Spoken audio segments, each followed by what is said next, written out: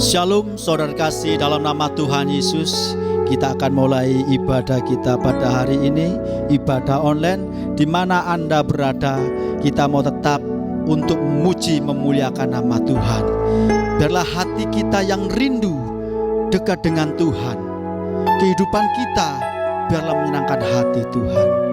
Kita siapkan hati kita, pikiran kita lepaskan segala beban kita. Kita mau memuji Tuhan dengan segenap hati kita, dengan segenap kekuatan kita. Dan setiap pujian penyembahan kita menjadikan dupa yang harum di hadapan Tuhan. Sebelum kita mulai ibadah, mari kita berdoa. Terima kasih Tuhan, kami sungguh bersyukur pada pagi hari ini. Engkau Allah yang selalu menyertai setiap kehidupan kami. Kami ada ini semua karena anugerah-Mu Tuhan. Kasih-Mu lebih dari hidup kami. Ya Bapa, pada pagi hari ini Engkau pimpin sertai setiap ibadah kami, dari awal, pertengahan, hingga akhirnya. Tuhan yang memimpin dan Tuhan memberkati. Berkati kami semua hamba-hamba-Mu Tuhan. Berikan kami kesatuan hati. Biarlah Tuhan kami melayani Engkau untuk memuliakan nama Tuhan. Terima kasih Bapa. Inilah ucapan syukur dan pengharapan kami, yang kami panjatkan hanya dalam satu nama yang dahsyat, Allah yang luar biasa. Engkaulah kasih jiwa kami. Di dalam nama Tuhan Yesus Kristus yang percaya, sama-sama katakan amin.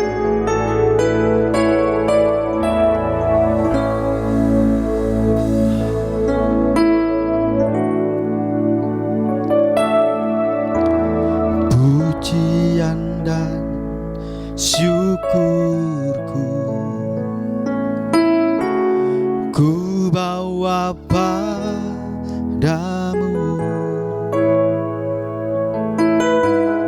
dengan rendah hati ku persembahkan.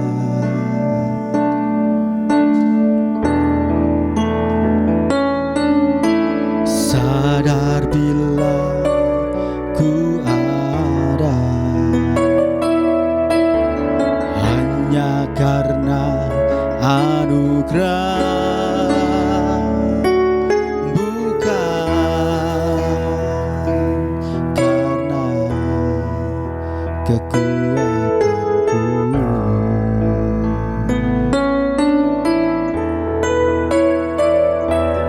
Ku tahu hidupku adalah penyembahan.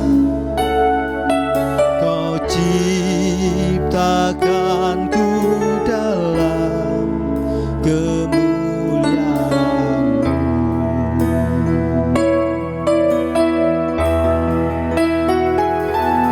Ku tahu hidupku berharga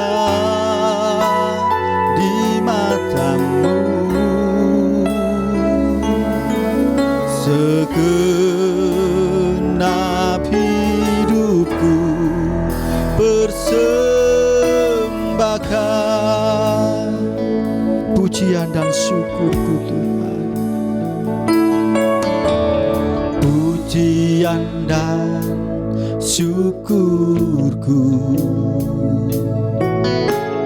ku bawa padamu, dengan rendah hati ku persembahkan.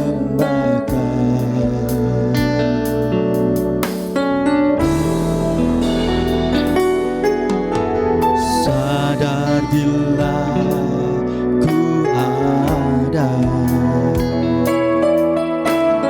hanya karena anugerah, bukan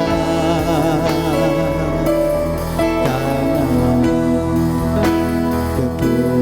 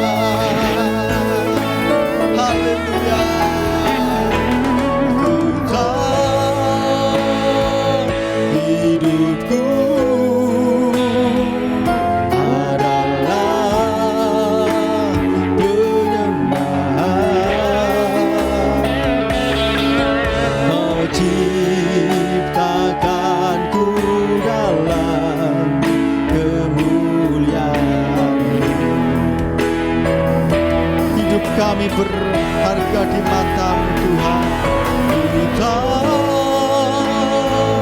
Hidupku berharga di mata-Mu, segenap hidupku bersembahkan.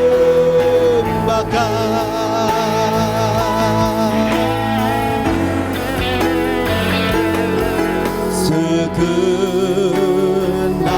hidupku bersembahkan.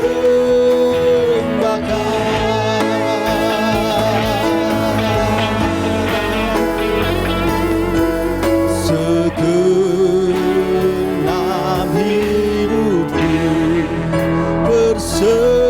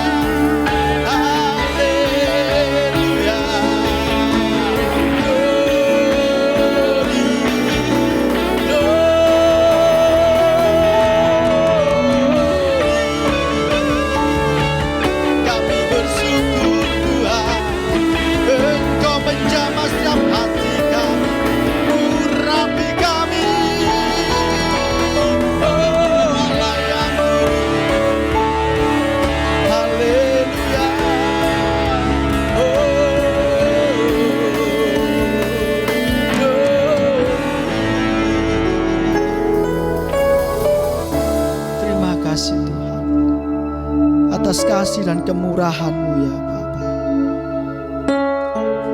Kami sungguh bersyukur kepada Engkau Tuhan, karena Engkau mengasihi kami, Engkau melindungi kami seperti biji mata Engkau Tuhan. Kami sungguh bersyukur Tuhan, Engkau Allah yang mengasihi kami. Ajarilah kami Tuhan untuk mengasihi Engkau Tuhan. Ajarilah kami setia kepada Engkau ya Bapa. Terima kasih Tuhan atas semua berkat-Mu yang Kau berikan bagi kami.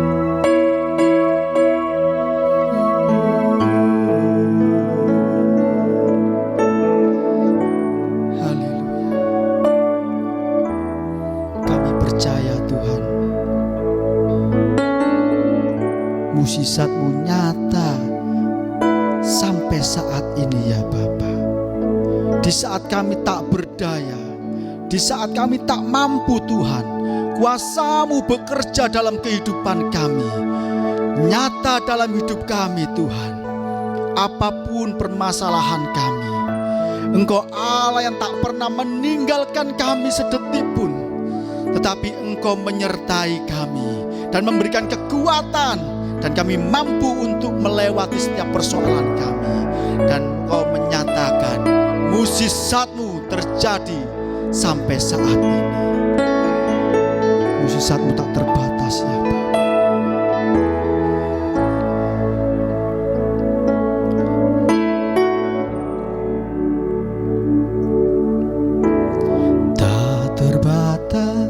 kuasa-Mu Tuhan. Semua dapat Kau lakukan.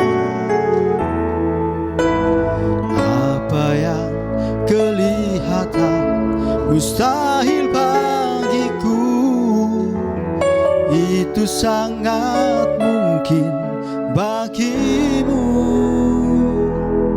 Di saat ku tak percaya kuasa-Mu yang sempurna, ketika ku percaya mukjizat itu nyata, bukan karena kekuatan, namun Roh-Mu ya Tuhan. Ketika ku berdoa, mukjizat itu nyata. Tak terbatas kuasa-Mu Tuhan, tak terbatas kuasa-Mu Tuhan. Semua dapat Kau lakukan. Apa yang kelihatan mustahil bagiku, itu sangat mungkin bagimu. Di saat ku tak percaya kuasa-Mu yang sempurna, ketika ku percaya mukjizat itu nyata, bukan karena kekuatan, namun Roh-Mu ya Tuhan. Ketika ku berdoa, mukjizat itu nyata. Di saat ku tak percaya kuasa-Mu yang sempurna, ketika ku percaya mukjizat itu nyata, bukan karena kekuatan, namun Roh-Mu ya Tuhan.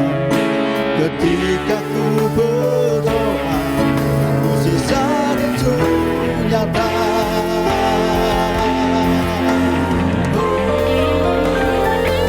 Di saat ku tak percaya kuasa-Mu yang sempurna, ketika ku percaya mukjizat itu nyata, bukan karena kekuatan, namun Roh-Mu ya Tuhan.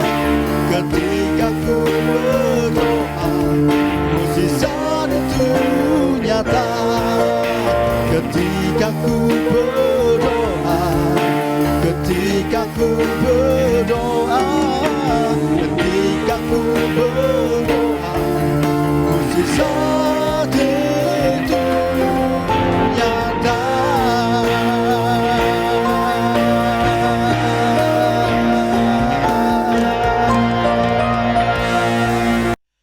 Puji Tuhan, Shalom. Selamat ketemu kembali dalam ibadah online. Mari hari ini sebelum kita mau dengar firman Tuhan, mari kita mau berdoa bersama. Tuhan Yesus, terima kasih dalam anugerah-Mu yang melimpah, kami boleh ada sebagaimana kami ada. Sekali lagi kami mau mengakui bahwa bukan karena kuat dan gagah kami, bukan karena kehebatan kami, tapi oleh karena anugerah Tuhan yang Tuhan sudah nyatakan dalam hidup kami. Karena itu menjadi doa kami Tuhan, biarlah kasih setia-Mu terus berlanjut dalam hidup kami. Biarkan kami boleh melihat hari-hari yang baik oleh karena penyertaan Tuhan yang sempurna atas hidup kami. Lewat firman-Mu hari ini kami belajar kembali apa yang Tuhan mau, apa yang Tuhan inginkan, bahkan lebih lagi Tuhan lewat kebenaran-Mu kami boleh disadarkan bahwa tidak ada yang bisa kami banggakan kecuali oleh karena anugerah Tuhan. Terima kasih Bapa, urapi hamba-Mu, urapi kuduskan kami semua, dan kami percaya kami dilayakkan. Terima kasih Tuhan, dalam nama Tuhan Yesus. Setiap kita yang telah siap mendengarkan firman Tuhan, mari sama-sama katakan amin, amin, amin. Puji Tuhan, mari kita buka Alkitab kita sama-sama. Ada satu ayat yang pengen kita baca dalam 1 Korintus pasal yang ke-10 di ayat yang ke-12. 1 Korintus 10 ayat 12, sekali lagi firman Tuhan berkata demikian. Sebab itu, siapa yang menyangka bahwa ia teguh berdiri, hati-hatilah supaya ia jangan jatuh. Saya ulangi baca lagi. Sebab itu siapa yang menyangka apa? Bahwa ia teguh berdiri, hati-hatilah supaya ia jangan jatuh. Yang percaya firman Tuhan, katakan amin. Nah, ada sesuatu yang menurut saya agak sedikit aneh dari apa yang biasa kita pahami. Ya, Alkitab berkata di ayat 12, barang siapa yang merasa dirinya kuat, merasa dirinya teguh berdiri, hati-hati supaya jangan jatuh. Nah, kita biasanya kita akan menasehatkan orang supaya hati-hati jangan jatuh, yaitu kepada orang-orang yang lemah, kepada orang-orang yang bagi kita mungkin, aduh kau hati-hati kau itu, kau tidak sungguh-sungguh dengan Tuhan, hati-hati kau ini lemah, tidak kuat berdiri, hati-hati supaya jangan jatuh. Tapi Paulus justru berbeda, dia berkata justru yang merasa dirinya kuat, yang merasa dirinya teguh, yang merasa dirinya berdiri tegak, itu Tuhan berkata hati-hati supaya jangan jatuh.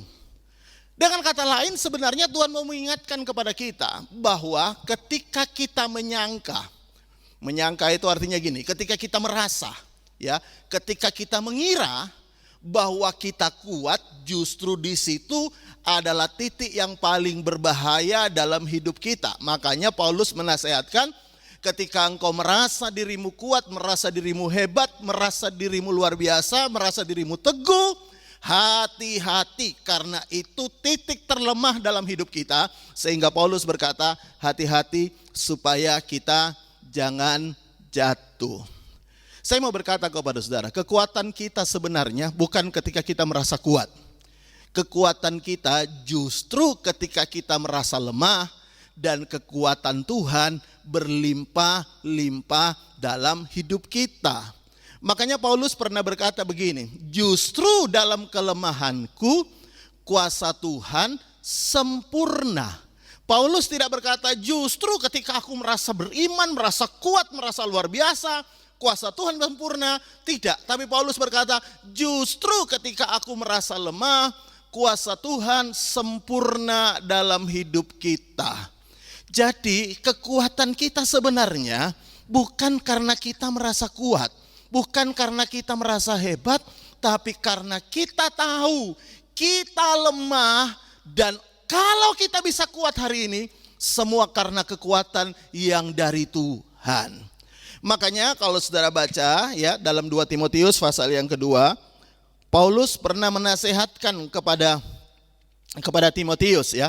2 Timotius 2 ayat yang pertama berkata begini, ya. Sebab itu hai anakku, jadilah kuat. Oleh apa? Oleh kasih karunia dalam Kristus Yesus. Paulus menasehatkan Timotius, kalau dia mau kuat, dia harus kuat oleh itu karena, atau oleh itu adalah oleh sebab anugerah Tuhan. Ya, jadi karena itu hari ini Anda merasa kuat karena apa? Ya, kalau Anda berkata saya merasa kuat karena anugerah Tuhan, itu sebenarnya Anda berkata begini, Pak, saya nggak bisa apa-apa, Pak, saya sebenarnya nggak mampu, tapi oleh anugerah Tuhan saya dikuatkan, oleh anugerah Tuhan saya boleh melihat hal yang baik terjadi.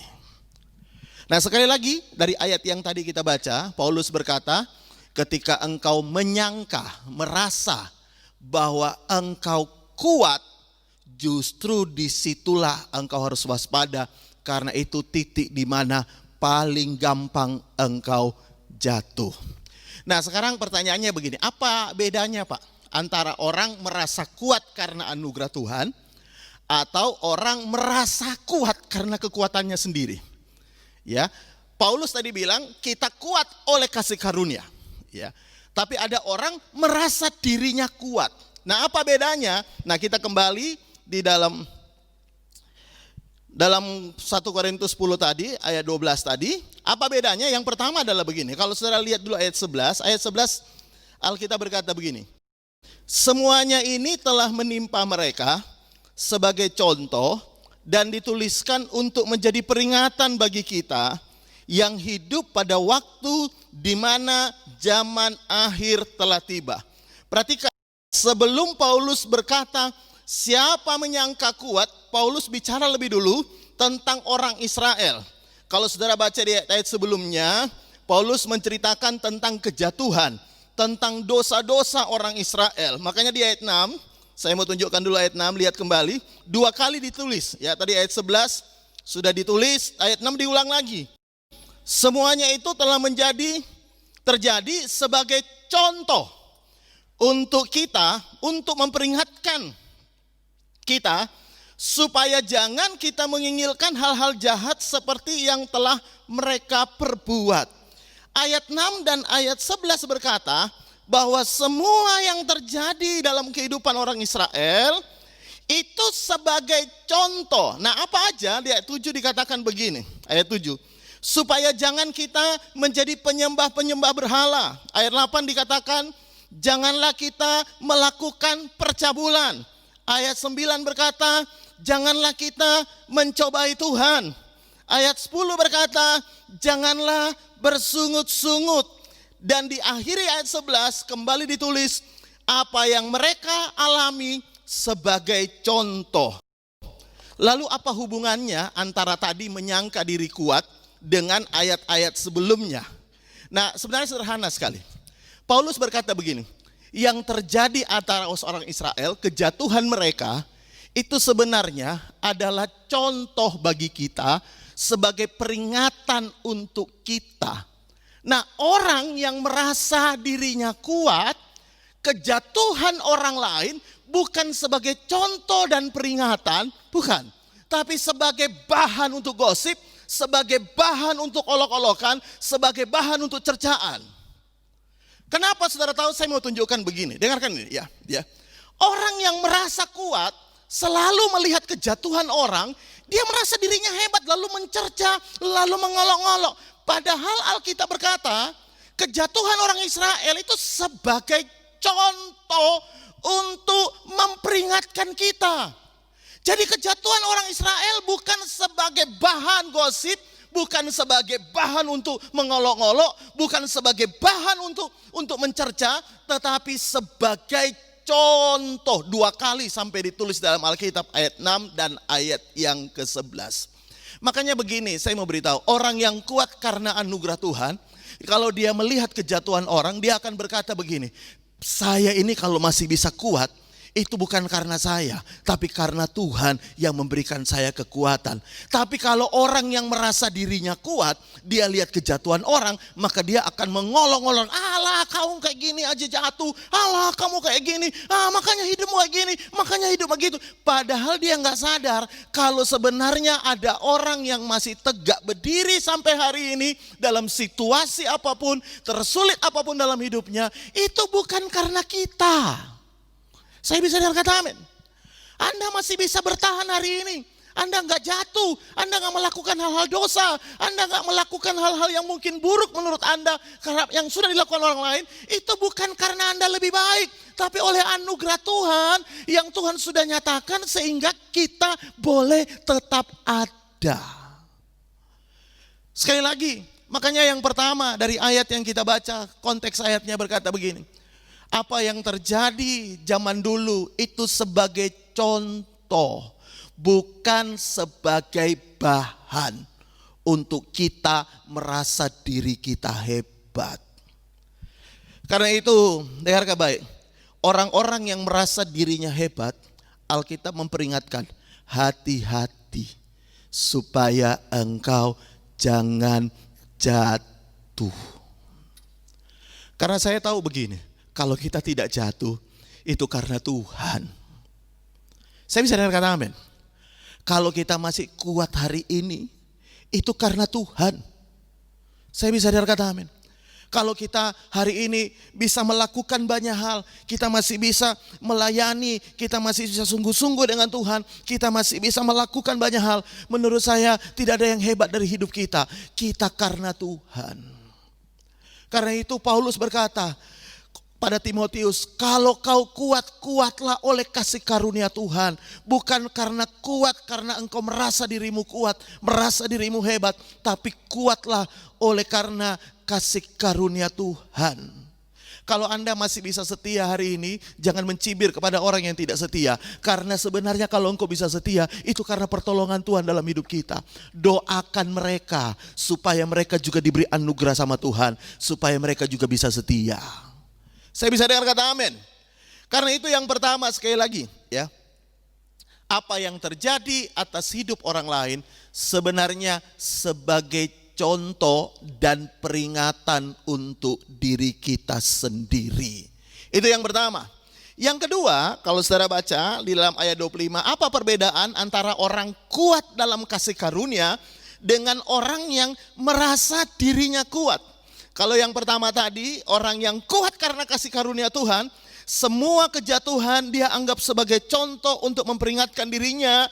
Tapi orang yang merasa kuat adalah orang yang kejatuhan orang menjadi bahan olok-olokan, menjadi bahan cemooh. Tapi Alkitab berkata, orang yang kuat dalam Tuhan, dia akan tahu dia boleh ada oleh karena kasih karunia Tuhan. Yang kedua, lihat ayat 25. Masih tetap dalam 1 Korintus 10 di ayat yang ke-25. Lihat firman Tuhan berkata gini. Kamu boleh makan segala sesuatu yang dijual di pasar daging. Jadi Paulus bilang kita ini boleh makan semuanya yang dijual di pasar daging. Pasar daging boleh dimakan semuanya ya. Kalau dijual di pasar sepatu jangan dimakan ya. Tapi kalau dijual di pasar daging, Alkitab bilang boleh makan ya. Tanpa mengadakan pemeriksaan karena keberatan-keberatan hati nurani ya. Karena kenapa? Bumi serta segala isinya adalah milik Tuhan. Jadi Paulus mau menegaskan begini, semua sebenarnya boleh dimakan ya. Karena bumi segala isinya adalah milik Tuhan. Kalau saudara ingat, Tuhan Yesus pernah juga berkata, apa yang masuk ke mulut tidak menajiskan kita. Bahkan Tuhan Yesus berkata, dengan demikian semua makanan dinyatakan halal oleh Tuhan Yesus. Ya, baca dalam Markus. Nah, lihat ayat 26, ayat 27. Karena kalau kamu diundang makan oleh seorang yang tidak percaya, perhatikan ini diundang makan orang yang tidak percaya, dan undangan itu kamu terima, makanlah apa saja yang dihidangkan kepadamu. Tanpa mengadakan pemeriksaan karena keberatan-keberatan hati nurani. Paulus bilang kalau kau diajak makan oleh orang tidak percaya, orang tidak kenal Tuhan, dihidangkan makan, makan aja semuanya. Ya, Paulus bilang begitu. Ayat 28. Tetapi kalau seorang berkata kepadamu, itu persembahan berhala, artinya itu makanan persembahan berhala. Paulus bilang, jangan engkau memakannya. Kenapa tidak boleh? Oleh karena dia, orang itu mengatakan hal itu kepadamu karena apa? Keberatan hati nuraninya. Ayat 29. Yang kumaksud dengan keberatan bukanlah keberatan hati nuranimu sendiri, tetapi keberatan hati nurani orang lain. Jadi Paulus bilang begini, kalau engkau diajak makan, makan aja. Tapi kalau ada orang bilang, kau itu makan makanan persembahan berhala. Paulus bilang, jangan makan. Karena keberatan hati nurani orang itu. Bukan karena kita, tapi karena orang itu yang merasa keberatan hati nuraninya. Sebelumnya Paulus bilang, makan apa saja gak apa-apa. Tapi kalau ada orang yang keberatan karena hati nuraninya, Paulus bilang, jangan makan. Lihat ayat 29 bagian terakhir. Mungkin ada orang yang berkata, mengapa kebebasanku harus ditentukan oleh keberatan hati nurani orang lain? Jadi Paulus bilang, aku bebas, katanya gak apa-apa makan apapun. Kenapa aku dilarang makan? Karena ada hati nurani orang lain. Ayat 30, lihat. Kalau aku mengucap syukur atas apa yang aku turut memakannya. Jadi kalau aku udah berdoa mengucap syukur untuk apa yang aku makan. Mengapa orang lain berkata jahat tentang aku karena makanan. Yang atasnya aku mengucap syukur. Kenapa ada orang bilang, wah kamu jahat, kamu gak benar karena makan makanan persembahan berhala. Kenapa? Padahal kan makanan aku sudah ucapin syukur. Nah lihat ayat 31.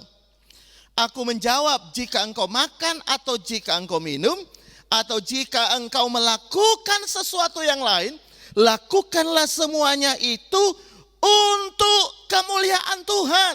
32. Janganlah kamu menimbulkan syak dalam hati orang, baik orang Yahudi atau orang Yunani maupun jemaat. 33, perhatikan terakhir. Sama seperti aku juga berusaha menyenangkan hati semua orang dalam segala hal. Paulus berkata, dia berusaha menyenangkan hati semua orang dalam segala hal. Bukan untuk kepentingan diriku, tetapi untuk kepentingan orang banyak supaya mereka beroleh selamat. Amin. Nah yang kedua, ini penting sekali ya. Saya harap Anda mengikuti pembacaan supaya saudara bisa lebih mengerti apa yang saya mau sampaikan. Yang kedua, apa perbedaan orang yang merasa kuat karena anugerah dengan orang yang menyangka dirinya kuat?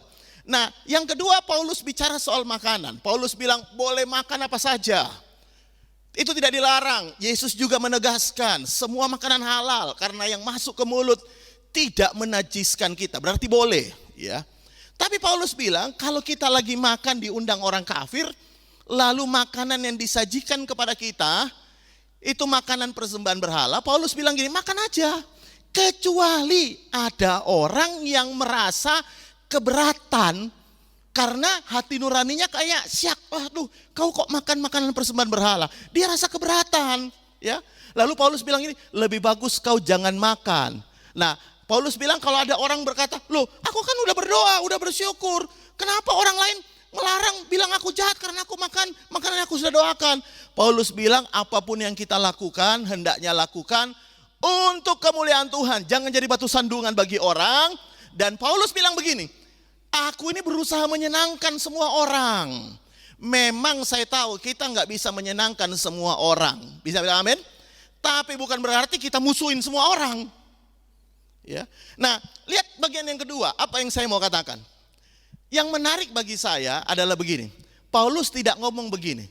Kalau kau makan makanan lalu ada orang keberatan dengan apa yang kau lakukan, Paulus tidak bilang begini, dudukkan dia, ajari dia doktrin, supaya dia tahu mana yang benar, mana yang salah. Enggak loh, Paulus tidak ngomong gitu. Paulus justru ngomong begini, kalau kau ngerti, ya udah kau gak usah makan, karena ada orang lain yang keberatan.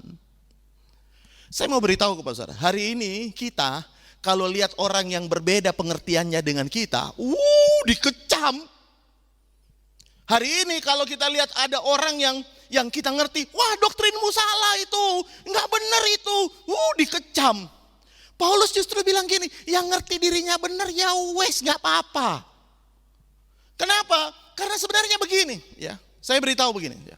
Kalau engkau bisa ngerti, kalau engkau bisa tahu hal-hal yang Tuhan inginkan, lalu orang lain tidak mengerti, jangan bangga dan merasa dirimu hebat, merasa dirimu berpengetahuan, lalu engkau seperti punya hak untuk mencerca orang lain, untuk menghakimi orang lain yang mungkin berbeda, yang mungkin tidak sepengertian dengan Anda. Hari-hari ini saya terlalu banyak lihat orang begini ya, berusaha membenarkan orang. Saya mau beritahu, dengarkan baik, Anda itu tidak diselamatkan karena doktrin. Saya bisa dengar kata amin. Bahkan sebelum Anda tahu doktrin, Yesus sudah nyelamatin engkau. Kenapa Anda mempermasalahkan doktrin yang berbeda? Ya, kenapa Anda mempermasalahkan hal yang berbeda? Dan biasanya itu dilakukan oleh orang yang merasa dirinya kuat, merasa dirinya pinter, merasa dirinya hebat. Wah nggak benar itu nggak boleh, ini gini, itu nggak boleh gini. Saya memberitahu, orang kalau berbeda dengan kita, so what, selama dia percaya Yesus, nggak ada masalah, ya, nggak ada masalah. Kita aja gereja macam-macam kok. Ada yang tepuk tangan, betul nggak? Ada yang angkat tangan aja nggak boleh. Ya, saya pernah diundang di sebuah gereja yang gereja aliran berbeda, ya, nggak ada tepuk tangan di sana, ya, karena mereka nggak ada yang tepuk tangan, ya saya nggak tepuk tangan juga. Loh Pak, Bapak, loh memang kenapa? Kalau saya ibadah nggak tepuk tangan, menghormati mereka yang nggak tepuk tangan, nggak masalah kan, betul nggak? Nggak masalah. Tapi kita ini berusaha selalu merasa diri kita benar, merasa diri kita hebat.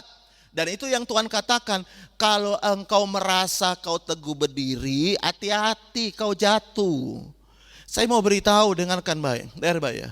Orang yang merasa kuat dalam Tuhan itu selalu punya hati begini, ya. Gak apa-apa kita berbeda. Kalau kau pun belum mengerti gak apa-apa. Saya dulu juga tidak mengerti. Hari ini saya mengerti oleh karena Tuhan yang membukakan untuk saya sehingga saya mengerti, sehingga saya lakukan. Saya bisa dengar kata amin. Makanya kalau saudara baca, lihat sama-sama dulu, ya. Tetap dalam 1 Korintus ini, tapi di ayat pasal 8, ya. Pasal 8 ayat yang pertama. 1 Korintus pasal 8 ayat yang pertama. Lihat, firman Tuhan berkata gini. Tentang daging persembahan berhala kita tahu. Kita semua mempunyai pengetahuan. Perhatikan kalimat ini, 1 Korintus 8 ayat 1 bagian terakhirnya. Pengetahuan yang demikian membuat orang menjadi sombong. Ada orang membanggakan banget pengetahuannya tentang Alkitab. Ada orang membanggakan banget kehebatannya, pengertiannya tentang doktrin. Saya beritahu Alkitab berkata pengetahuan itu membuat orang jadi sombong. Bahkan saya mau beritahu, kalau pengetahuan itu bisa sanggup membuat engkau kuat, mestinya orang yang ngerti Alkitab gak jatuh. Justru hari ini kita ngerti, orang yang banyak ngerti firman Tuhan bisa jatuh. Kenapa? Karena pengetahuan itu bukanlah barometer kekuatan kita.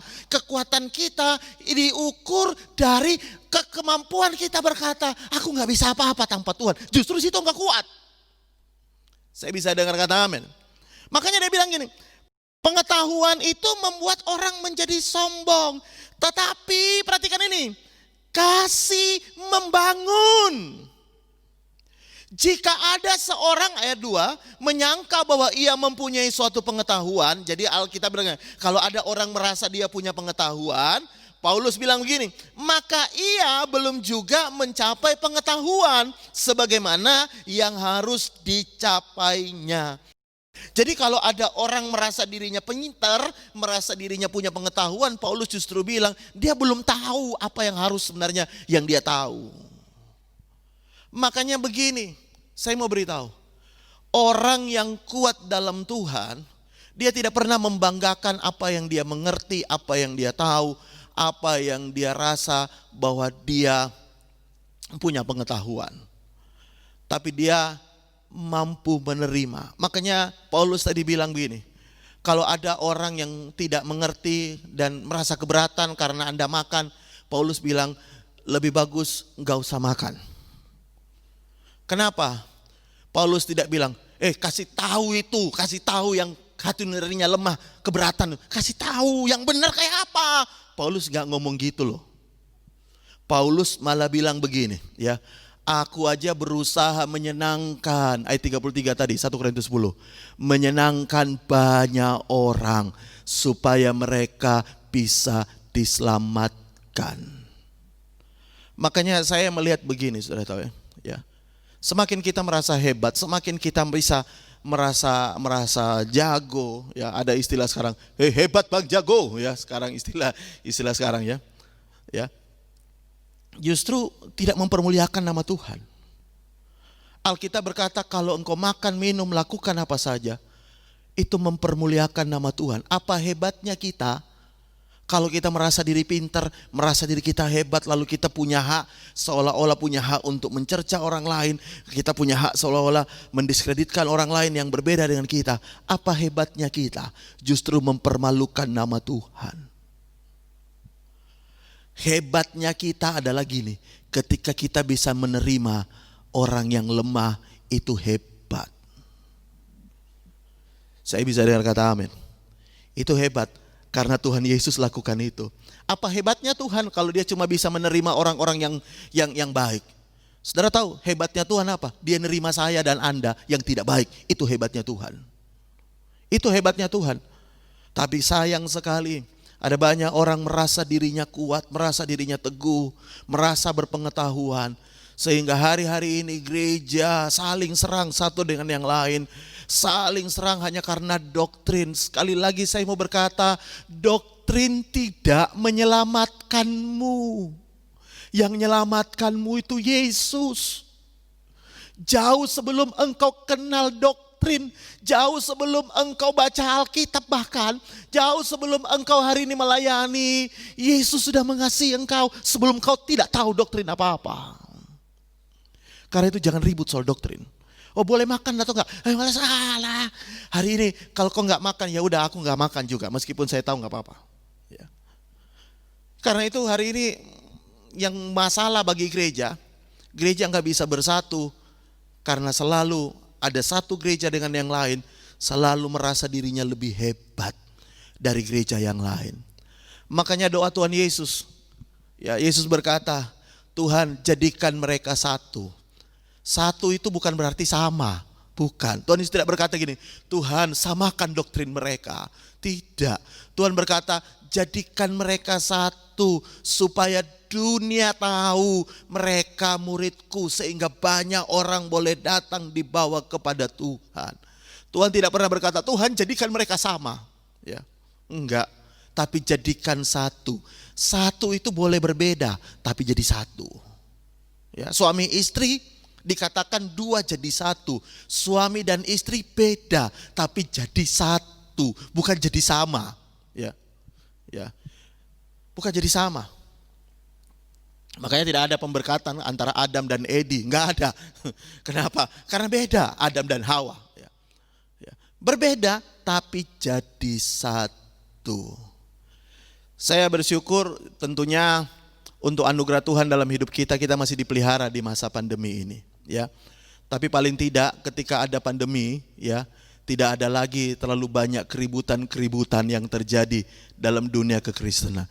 Hari ini banyak orang-orang mulai bersatu karena pandemi, ya. Kalau aman-aman mulai saling serang, ya. Kalau aman-aman mulai saling sikat satu dengan yang lain.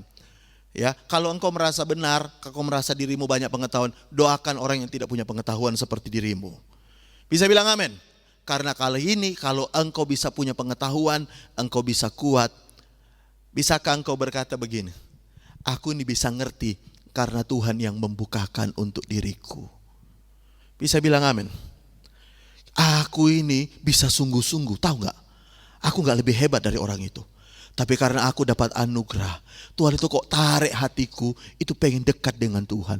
Orang lain kok gak bisa, karena mereka tidak dapat anugerah yang sama.